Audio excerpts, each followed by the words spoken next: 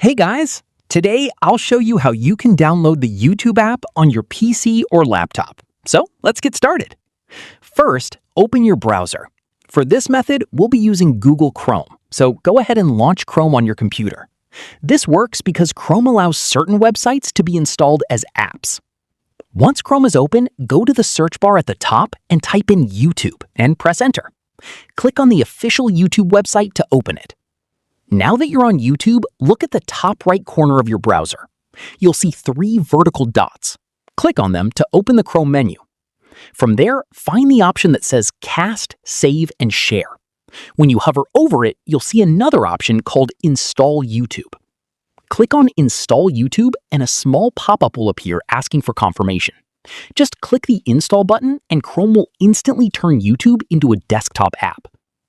After installing, the YouTube app will automatically open in its own separate window. It looks just like the website, but now it behaves like a standalone app, without the browser tabs or address bar.